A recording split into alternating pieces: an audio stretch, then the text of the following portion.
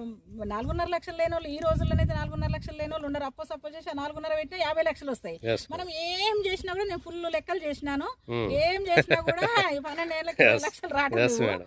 ఆ 4.5ను కింద మీద మీద కింద ఎన్ని వడ్డీలు కట్టినా కూడా 20-25 లక్షలు రావట్లేదు. మనకి 50 వస్తున్నాయి అంటే ఎక్కువే. సూపర్ మేడం, మీరు చాలా బాగా క్యాలిక్యులేషన్ చేశారు. నిజంగా గ్రేట్ మేడం, మీకు హ్యాట్స్ ఆఫ్. ఫస్ట్ టైం మీరు చెప్తున్నారు క్యాలిక్యులేషన్ చేయడం.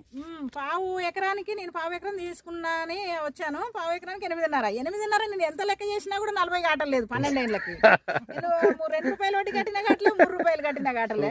మళ్ళీ ఇచ్చినోడు మళ్ళీ తిరిగి ఇయ్యడు, నాశ వదులుకోవాల్సిందే. కాబట్టి భూమి అన్న ఉంటది కదా మనకి. కోటి కాదు, నాకు 50 లక్షలు ఇచ్చినా ఎక్కువనే అనిపిస్తుంది.